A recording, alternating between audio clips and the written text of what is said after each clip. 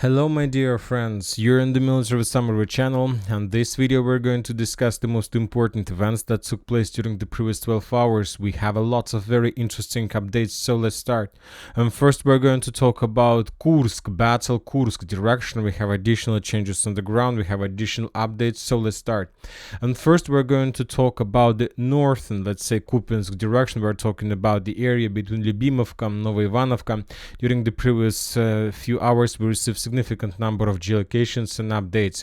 First, let's talk about the most northern geolocated positions of armored forces of Ukraine. In this video that was published by the Russians, we can see up to 1, 2, 3, 4, 5, 6, 7 armored vehicles of armored forces of Ukraine along the tree line. When the Russians discovered the concentration of Ukrainian forces, the Russians attacked this territory with Iskander.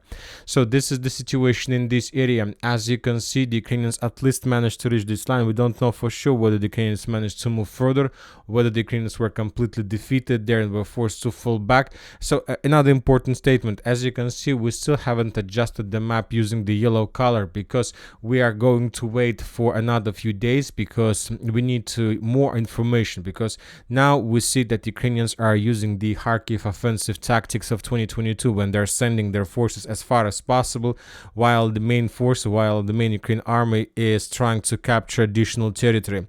So let's wait for additional few days. As I understand, maybe in a week, maybe a little bit earlier, the front line would be stabilized, and then we will be able to begin making adjustments.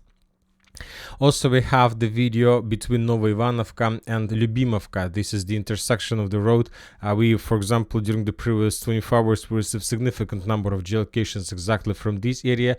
In this video, we can see the Russian vehicle, probably civilians, were moving along the road, but the civilian vehicle was destroyed, and the author of this video stated that the civilian vehicle was destroyed as a result of striker fire. And further to the south, in the area of the first cemetery, was very interesting case situation. Was published by the Ministry of Defense of Russian Federation. The Russians published this video, and the Russians stated in the official channel of the Ministry of Defense that the Russians have redeployed significant number of Ka-52 to the line of combat contact in Kursk area, and that the Russian helicopters began attacking the Ukrainian vehicles, destroying them everywhere. But later the Ukrainian sources have geolocated this video and stated that the Russians spread the fake information. This attack of helicopter took place in Kursk area and a long time ago. So this attack of helicopters were taking place somewhere here. So this is the situation. Now let's discuss the updates that were published by different analysts. By different military experts. If you remember, yesterday we were talking that the Ukrainians during the previous day conducted reconnaissance and force operations towards Kareneva, and some Ukrainian vehicles managed to answer, and the sources are saying that Ukrainians even managed to capture some buildings. But the Russians conducted counteroffensives in this area and forced the Ukrainians to fall back. And this information was confirmed by different mappers and different military experts. As a result of this short battle, the Ukrainians returned back towards the village of Lyubimovka and the village of Novoivanovka, or maybe towards this tree line where later they were destroyed as a result of missile strike. Furthermore, the Ukrainians during the previous nights and during the previous day conducted significant number of attempts to attack the Russian positions in the village of Viktorovka. The same story, the Russians brought additional forces and repelled the Ukrainian attack, and the Ukrainians suffered losses and were forced to fall back. So in another important statement, according to, for example, the report of the group of forces North, during the previous 24 hours, the Ukrainians have lost around 40% of the personnel of the first wave of attack. And as you can see, the first wave of attack was already exhausted, suffered critical probably losses, and most likely today on the 8th of August, the Ukrainians will introduce the second wave of attack, and they will continue offensive operation. There will be more attempts to attack the Russians in Viktorovka, Mala Loknya, and the Ukrainians will try to make more attempts to attack Kareneva. And today, as I understand, we're going to start receiving videos and geolocations exactly from these two cities. So that's it about the northern direction. Now let's talk about the Sudzha area. As you can see, we have adjustments on map according to different mappers, including pro-Russian mapper military expert Riber and neutral mapper Syriac. The Ukrainians managed to improve their positions significantly. As a result of clashes, the Ukrainian forces entered the village of Guyeva. The Ukrainian forces entered the village of Kurilovka and the small village Milovoy. And the most important, the Ukrainians captured the western part of Sudzha. So this is like Volchansk on Volchansk direction, Kharkiv direction, very big city that's split into, has few parts. One of the parts is located on the Ukrainian side of the river, another one on the Russian side. And based on this, we can say that some Russian sources report that Sudzha has fallen completely, but as I understand, this is probably wishful thinking. Yes, maybe some parts, some streets and buildings of the city is already under Ukraine control, but obviously there are still very heavy clashes. Furthermore, we have two geolocations once again. For example, in this video that was geolocated by pro-Ukrainian sources, we can see armored vehicle that was heading along the road in the northwestern part of Sudzha. So this is the area where the Ukrainian tank was geolocated. We don't know for sure whether that was, let's say, a Ukrainian attempt to attack towards the village by the name of Kazachya Lokhna, or trying to, let's say, encircle the Russians somewhere in Mirny, or maybe that was just armored vehicle that was captured by the Russians and the Russians were evacuating Ukrainian vehicle. It's currently, we don't know for sure what is happening there, but this is like important thing. Also, we have the video that was published by the Russian sources. In this video, we can see significant number of armored vehicles destroyed. The Russian helicopter was flying above this area. Once again, the Russian sources, some Russian sources stated that this is Ukrainian vehicles that were destroyed, but this is not true. Another fake information.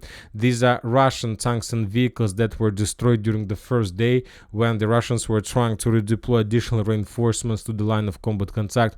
Most likely these tanks were destroyed as a result of FPV drone fire from the Ukrainian side or something like this. So we understand that the next few hours, the next day, we're going to receive lots of significant number of fake updates and fake information about the situation on the ground. But obviously we can tell for sure that the next day is going to be very interesting.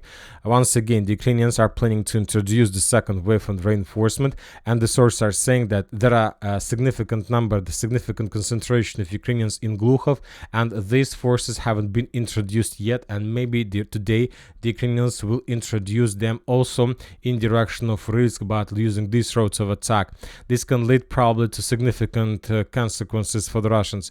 Also important video and important pictures we received today from the area of border from Sudzha gas station. In these photos we can see significant number of Russian prisoners of war that were captured as a result of clashes. The sources are saying that up to 40 soldiers surrendered to the Ukrainians, and this is the situation that took place in the village of Oleshny. If you remember, yesterday we were talking that the Russians were encircled in Oleshny as a result of clashes.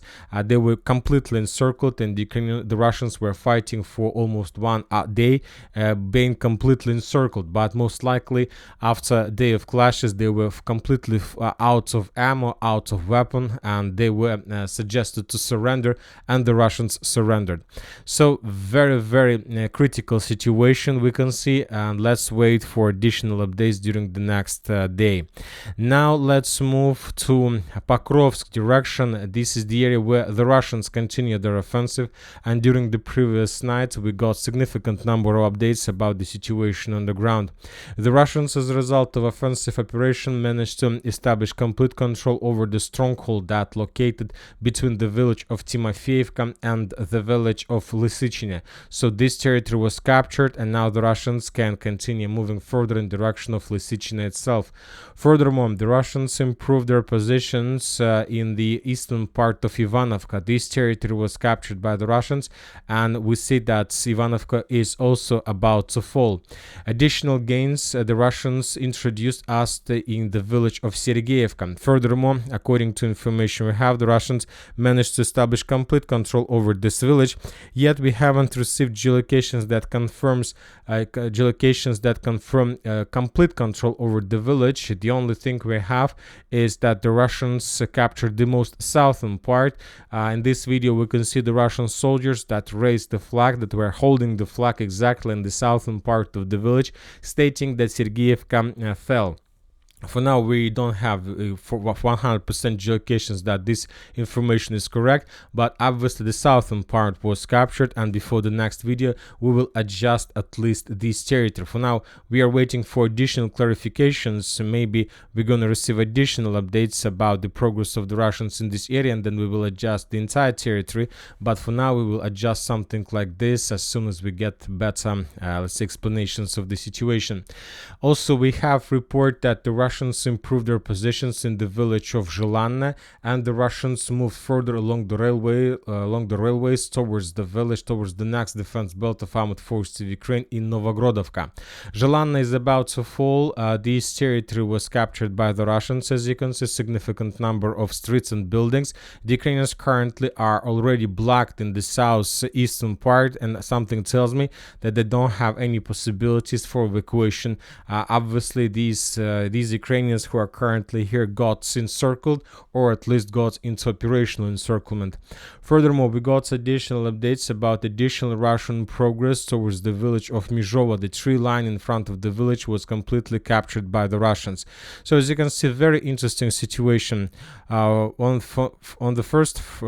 side, the Ukrainians continue advancing in Kursk area. They concentrated significant number of reinforcements and reserves, and some of them were taken by the Ukrainians exactly from Pokrovsk direction. On the other hand, we see that the Russians continue improving their positions, and they're getting closer and closer to this city because the Russians concentrated their reinforcement here.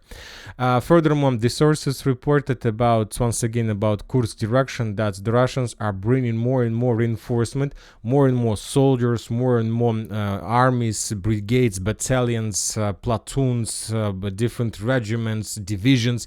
The Russians are sending currently to Kursk, and according to information we have, Putin yesterday decided that after the Russians are able to clear the borderlands, the Russians will begin the Sumy buffer operation. Of course, maybe it's just wishful thinking and just very loud words trying to stabilize the situation, trying to stabilize the minds of different of people, of civilians of Russia and people all over the world.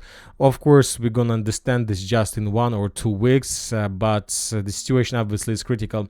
Furthermore, the sources are saying that Ukraine did not inform the United States in advance about this plan to attack Russian territory. The Wall Street Journal writes, citing American official sources. And in the final part of the video, we'd like to discuss with you different redeployments. According to information we have, the Ukrainians redeployed 22nd Mechanized Brigade, and this is exactly their brigade. The first wave of attack were laid on the shoulders of this brigade, and this is obviously everything that was captured in Kursk is the progress, is the results of work of this 22nd. Furthermore, according to information we have, the Ukrainians have redeployed significant number of forces in Toretsk, New York agglomeration, trying to stabilize the situation.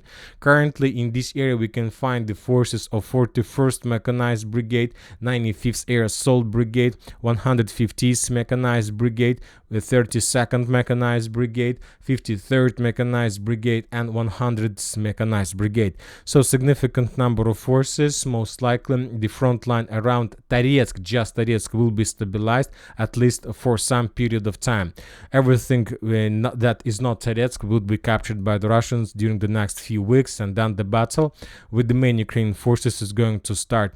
And that's it for today, for the short video. Military Summary channel reminds we condemn any violence in the world. Thank you for watching. Subscribe to my channel, put your likes, join my Patreon, and have a good day. Bye bye.